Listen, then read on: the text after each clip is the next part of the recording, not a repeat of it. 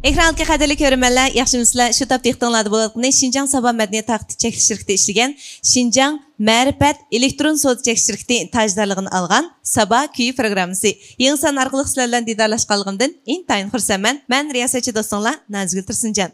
Bu san programımızda biz malum şundaq tozda yasanğan çıraylı qızımızı əziz mehmanlar qatarda səhnimizdən orun ağızduq. Bu yax əməyləngə tanışıq bolğan, yəni Şinjan Radio Televiziya Tərcüm Mərkəzinin dövləti birinci dərəcəlik avaz artisti, köp qırlıq sənətkar Gülbahar Rozi qarşılığımızda. Qanday yaxşımı singlim, yaxşıramsınız? Rəhmət, qani.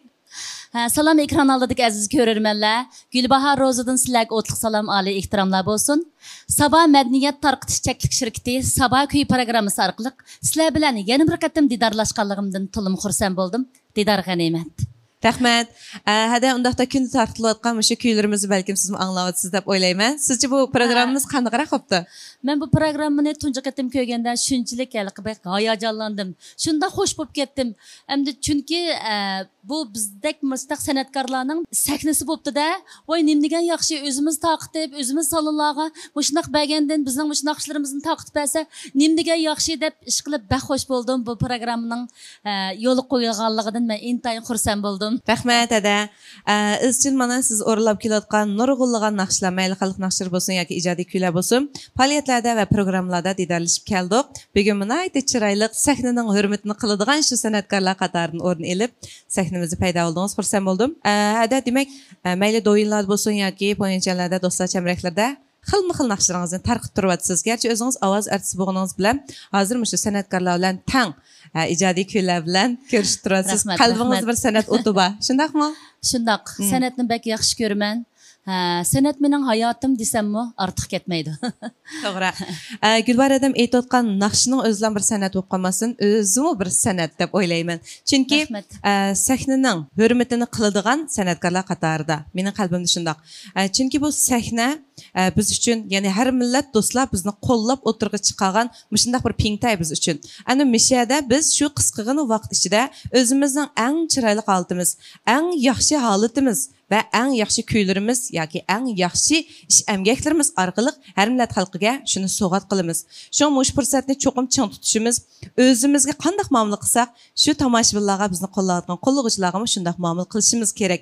Gulbar adammi men bilan mushqil o'xshash fikrda deb o'ylayman. Shu mayli eng oddiysi to'lgan kun yig'ilishlar bo'lsin yoki shunday esil programmalar bo'lsin, hammasiga cho'qim o'z e'tibori bilan chiroyli yasinib, nayt chiroyli paydozinib, eng chiroyli holatda paydo bo'ladi. Mushuning o'zi kasbga bo'lgan hurmat, to'g'rimi? Shundaq. Gulbarada hammamizga ma'lum bo'lgandek, do'yinlarda moda bo'lgan o'g'lim, ayollar bir gulim qatorliq naqshlaringizni nayt yoqtirib olganda, undaqda bugungi yangi kuyingiz? Men bugun Aldamchi yar temisidagi usulliq naqshini olib keldim. Aldamchi yar. Balki qiziq.